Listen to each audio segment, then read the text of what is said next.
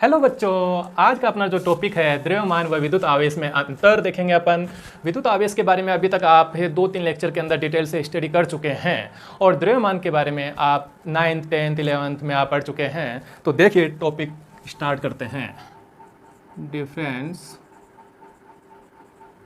Between mass and charge. तो एक side में मास लिख लेते हैं और एक साइड में अपन इलेक्ट्रिक चार्ज लिख लेते हैं। तो देखिए द्रव्यमान कैसी राशि होता है। सबसे पहला जो डिफरेंस है अपन सबसे सिंपल वाला डिफरेंस देखते हैं कि द्रव्यमान है वो किस प्रकार की राशि होता है। द्रव्यमान है मूल भौतिक राशि होती है। हम 11th क्लास के अंदर पढ़ चुके हैं भौतिक राशियां कितने प्रकार की होती हैं। निर्भरता के आधार पर हम भौतिक राशियों को 2 भागों में बांटते हैं, मूल भौतिक राशियां और व्युत्पन्न भौतिक राशियां। मूल भौतिक राशियां कौन सी होती हैं? जो किसी पे डिपेंड नहीं करती हैं, अपने आप में डिफाइन होती हैं। जो कितनी होती हैं? 7 होती हैं।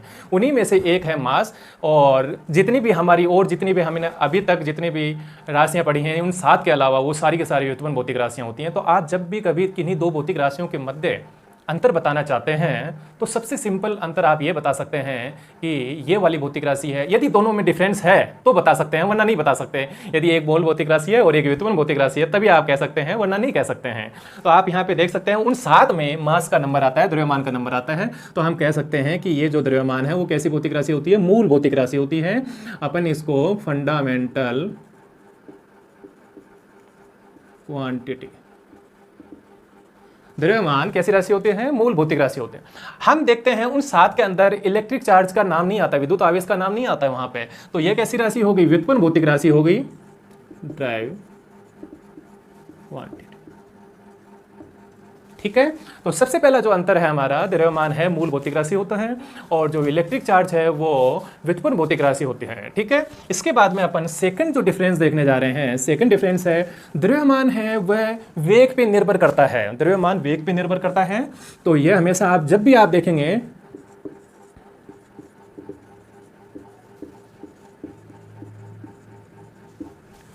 और चार्ज है वो वेग पे निर्भर नहीं करता है। ऐसा आपने कहीं नहीं देखा होगा। जब भी आप किसी गाड़ी के अंदर चल रहे होते हैं वहां पे आप देखते हैं म्यूजिक सिस्टम ऑन है या जो भी है, वहां पे वायरिंग हो रखी है तो उस वायरिंग के अंदर से विद्युत आवेश चल रहा होता है, तभी तो वहां पे विद्युत धारा फ्लो होती है। तो वो विद्युत आवेश चलने पर जैसे जैसे गाड़ी की स्पीड बढ़ती है, मान लीजिए आपने गाड़ी की स्पीड बढ़ाई या घटाई आपने, तो उस समय वहां पे हमारे म्यूजिक के अंदर कोई बदलाव नहीं आता। मतलब कहने का मतलब ये हुआ, या जो वायरिंग होती है उसके अंदर जो करंट फ्लो हो रहा है वो सेम ही चल रहा होता है। इसका मतलब ये हुआ कि वहां पे जो विद्युत आवेश है उसका वेग भी एक समान है। तो कहने का मतलब ये हुआ कि वेग है वो विद्युत आवेश है वो वेग पे निर्भर नहीं करता है, ये डिपेंड नहीं करता है। नॉट चार्ज है वेग पे निर्भर नहीं करता है, ये वाला डिपेंड करता है। किस प्रकार से डिपेंड करता है? हमारे पास एक फॉर्मूला भी है इसके लिए, आपने पढ़ा नहीं है अभी। m = m0 upon 1 - v² upon c², ये वाला फॉर्मूला है। इसके अकॉर्डिंग किसी भी द्रव्यमान की जो कोई भी हमारे पास कोई वस्तु है उसका द्रव्यमान इस फॉर्मूले के अकॉर्डिंग बदलता है। यहाँ पे ये वाला जो m है वो है गतिशील वस्तु का द्रव्यमान। जो भी वस्तु गतिशील है उसका द्रव्यमान ये वाला m डिनोट कर रहा है। ये वाला m नोड है, ये डिनोट कर रहा है जब वस्तु स्थिर अवस्था में है। जब वस्तु स्थिर अवस्था में है, जब इस वस्तु स्थिर अवस्था में तब उसका द्रव्यमान वो है m नोड। और ये वाला जो द्रव्यमान है जब वस्तु गतिशील अवस्था में है, गतिशील अवस्था, ये गतिशील अवस्था में। और यहाँ पे v आप जानते ही हैं वेग है, और c है यहाँ पे निर्वात के अंदर प्रकाश का वेग। निर्वात के अंदर प्रकाश का वेग कितना होता है आप जानते हैं? 3 × 10⁸ मीटर/सेकंड। इसके अकॉर्डिंग चेंज होता है। ये वाला v है वो वस्तु का वेग है, ये वस्तु का वेग। अब आप यहाँ पे देखिए ये वाली राशि है, ये तो कांस्टेंट राशि है, ये तो परिवर्तित होती नहीं है। निर्वात के अंदर प्रकाश का वेग है वो फिक्स है, वो परिवर्तित नहीं होता है।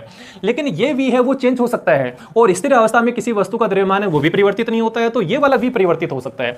इस v के अकॉर्डिंग m है वो चेंज होगा। तो अपन यहाँ पे देखते हैं कि इस v के अकॉर्डिंग m घटेगा या बढ़ेगा। तो ये चीज अपन देखने जा रहे हैं। तो देखिए यहाँ पे v जब बढ़ता है, मैं ऐसा बोलता हूं कि v बढ़ रहा है, वेग है आप बढ़ा रहे हैं, किसी भी वस्तु का वेग बढ़ा रहे हैं। वेग बढ़ाने पर आप यहां पे देख सकते हैं ये वाली जो राशि है v² अपॉन c², इसका जो रिजल्ट आएगा वो बढ़ावा प्राप्त होगा या घटावा प्राप्त होगा। आप यहाँ पे देख सकते हैं ऊपर वाली जब राशि होती है, अंश के साइड में राशि होती है, और जो हर वाली राशि कांस्टेंट है, ये कांस्टेंट राशि है, और ये वाली राशि हमारे पास बढ़ रही है। ये बढ़ रही है। मतलब मान लीजिए हमारे पास पहले ये नंबर था 5, उसके बाद में ये नंबर 10 हो गया। मतलब अब आपको इस सी स्क्वायर से 10 को डिवाइड करना है, तो यहाँ पे हमारे पास जो नंबर आएगा वो बड़ा आएगा या छोटा आएगा। तो आपको पता है जब भी आप 5 के अंदर मान लीजिए 6 ले लेता हूँ, 6 के अंदर 2 से डिवाइड करते हैं तो कितना आता है, 3 आता है। यदि आप 6 की जगह ऐड कर देते हैं, ऐड करने पर हमारे पास वैल्यू कितनी आती है, 4 आती है। मतलब ऊपर वाली वैल्यू बढ़ाई, नीचे वाली मैंने क्वेश्चन रखी। यहाँ पे भी ऐसा ही कर रहा हूँ मैं, नीचे वाले मान को नियत रख रहा हूँ, ऊपर वाले मान को बढ़ा रहा हूँ। तो ऊपर वाले मान को बढ़ाने पर मेरे पास जो रिजल्ट आया वो बढ़ गया है। मतलब कहने का मतलब ये जो हमारे पास मान है वो क्या होगा, बढ़ जाएगा। ये वाला मान बढ़ जाएगा, v बढ़ाने पर इस टोटल वैल्यू है वो बढ़ जाएगी। ये टोटल वैल्यू बढ़ जाने पर 1 में से आप माइनस करेंगे इसको। मान लीजिए इसमें से 1 में से माइनस करेंगे। पहले मान लीजिए 1 में से माइनस हो रहा था 0.1 हो रहा था, अब 1 में से माइनस हो रहा है 0.2। तो 1 में से 0.2 माइनस होगा तो यहाँ पे ये नंबर है वो छोटा प्राप्त होगा हमारे को, यहाँ पे छोटा स्मॉल नंबर प्राप्त होगा और उसके अंदर हमारे पास लार्ज नंबर प्राप्त हो रहा था ऊपर वाले के अंदर। यहाँ जब स्मॉल नंबर प्राप्त हुआ, ध्यान से समझने की बात है, 1 माइनस 0.2 किया तो मेरे पास स्मॉल नंबर आया। स्मॉल नंबर आया तो उस स्मॉल नंबर से, ध्यान से समझिए बात को, इस स्मॉल नंबर से ये पूरा का पूरा क्या हो गया है, अब छोटा मान हो गया है। इस छोटे मान से मैं एम नोट को डिवाइड करता हूं। एम नोट फिक्स है, एम नोट फिक्स है, स्थिर अवस्था के अंदर जो वैल्यू है वो फिक्स है। एम नोट को मैं डिवाइड करता हूं एक स्मॉल नंबर से, तो इस पूरे टोटल मान की वैल्यू क्या होगी, बढ़ेगी। मतलब कहने का मतलब ये हुआ कि जब हम वेग बढ़ाते हैं तो द्रव्यमान की वैल्यू बढ़ जाती है। मतलब किसी भी वस्तु का वेग बढ़ाते हैं तो द्रव्यमान की वैल्यू में बढ़ोतरी हो जाती है। ठीक है, तो इस प्रकार से ये वेग परिवर्तित होता है मास का। और आप यहाँ पे देख सकते हैं चार्ज है वो डिपेंड करता ही नहीं है, तो वो वैल्यू सेम ही बनी रहेगी। ठीक है, ओके। थर्ड पॉइंट है, यहाँ पे थोड़ा सा ये लिख दिया गया है मैंने, थोड़ा मैं इधर कर लेता हूं इसको। थर्ड पॉइंट है मास की साइड से, द्रव्यमान ऑलवेज पॉजिटिव। कभी भी आप देखेंगे द्रव्यमान हमेशा आपको धनात्मक प्राप्त होता है। कभी भी आपने ऐसी बात नहीं की -3 kg, -2 kg, -1 kg, ऐसे कभी भी आपने बात नहीं की। हमेशा आपने ऐसी बात की है 2, 4, 6, 8, 7, इसी प्रकार से बात की है। ठीक है, तो हमेशा ये पॉजिटिव वैल्यू प्राप्त होती है। इसी साइड में, चार्ज की साइड में, ये पॉजिटिव भी हो सकता है और नेगेटिव भी हो सकता है। डिपेंड करता है कि उस वस्तु ने इलेक्ट्रॉन त्यागे हैं या ग्रहण किए हैं, उस पर डिपेंड करेगा। ठीक है, सिंपल से 3 अपने पॉइंट हो गए। फोर्थ पॉइंट पे आते हैं अपन। फोर्थ पॉइंट है हमारे पास यहाँ पे, ये जो द्रव्यमान है, द्रव्यमान कैसी राशि होता है। आपने देखा हुआ है, हमने एक बात की थी आवेशों के गुणों के अंदर, हमने एक बात की थी, आपने ध्यान से वहां पे सुना तो, विद्युत आवेश क्वांटीकृत राशि होता है। क्वांटीकृत राशियां कौन सी होती हैं, ऐसी राशियां जिनका ट्रांसफर सतत रूप से ना होकर एक जगह से दूसरी जगह भेजते हैं उनको, तो सतत रूप से ना होकर टुकड़ों के रूप में होता है। या मैं ऐसा कह सकता हूं कि जिनका सबसे छोटा मान आपको पता होता है, जिसकी स्मॉल वैल्यू आपको पता होता है, वो क्वांटीकृत राशियां होता है। तो आपको पता है चार्ज के अंदर, चार्ज की आपको सबसे छोटा मान है वो पता है, तो चार्ज है कैसी क्वांटिटी हो गया, क्वांटीकृत राशि हो गया। तो हमारे पास आवेश है वो कैसी राशि हो गया, क्वांटीकृत राशि हो गया। उस क्वांटीकृत राशि का सबसे छोटा मान कितना है, 1.6 × 10⁻⁻19 कूलाम है, जो किस पे होता है, एक इलेक्ट्रॉन पे पाया जाता है। ओके, तो ये कैसी राशि हो गया, क्वांटीकृत राशि हो गया, ये क्वांटीकृत राशि। और ये नोट, ये नहीं होता है। ठीक है, ये क्वांटीकृत राशि नहीं होती है। द्रव्यमान है, द्रव्यमान का आपको सबसे छोटा मान नहीं पता है, तो द्रव्यमान क्वांटीकृत राशि नहीं है और चार्ज है वो क्वांटीकृत राशि है। इसके बाद में हम बात करते हैं पांचवा पॉइंट। द्रव्यमान, जब भी हमारे पास कोई दो वस्तुएं होती हैं तो उनके पास में द्रव्यमान होता है, तो उनके मध्य जो लगने वाला बल होता है वो कौन सा होता है, गुरुत्वाकर्षण बल होता है। द्रव्यमानों की वजह से कौन सा बल लगता है, गुरुत्वाकर्षण बल। जो किसके द्वारा दिया गया, गुरुत्वाकर्षण बल लगता है, जो किसके द्वारा दिया गया, न्यूटन के द्वारा दिया गया, न्यूटन के द्वारा दिया गया। मतलब दो आवेशों के दो द्रव्यमानों के मध्य यदि हमें बल का मान ज्ञात करना है कि उनके मध्य कितना बल लग रहा है द्रव्यमानों के कारण, उनके द्रव्यमानों के कारण, तो कितना बल लगता है वो गुरुत्वाकर्षण के नियम से अपन ज्ञात करते हैं। वहां पे फॉर्मूला होता है हमारे पास, ये आप जानते ही हैं, F = G m1 m2/r², दोनों द्रव्यमानों के मध्य की दूरी और दोनों का द्रव्यमान। ठीक है, इसके बाद में चार्ज की साइड में बात करते हैं, पांचवा पॉइंट।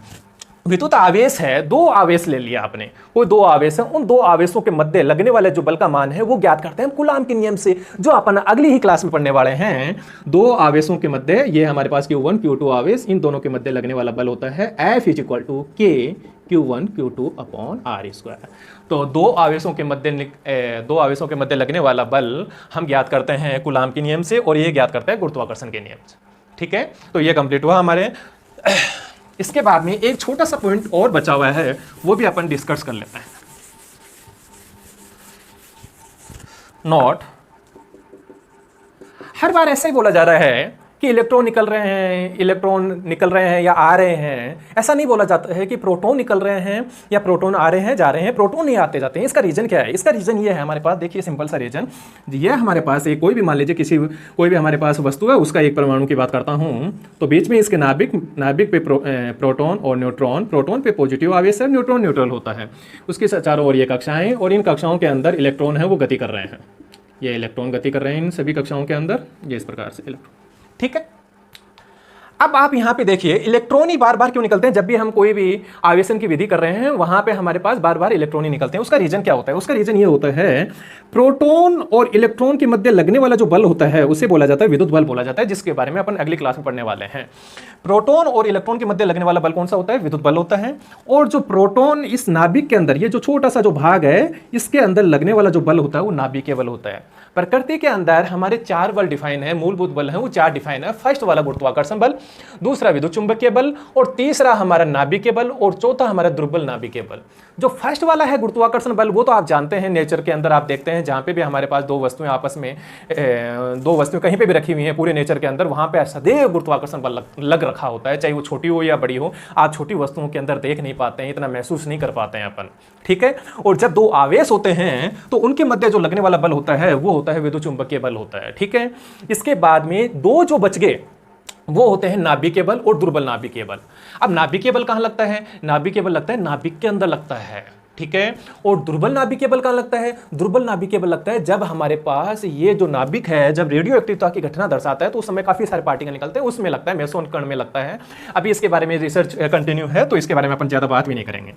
अब यहां पे देखिए ये वाला जो नाभिकीय बल है वो यहां लगता है। अब अपन बात करें इन चारों बलों के अंदर सबसे स्ट्रॉन्ग बल कौन सा, सबसे ताकतवर बल कौन सा है?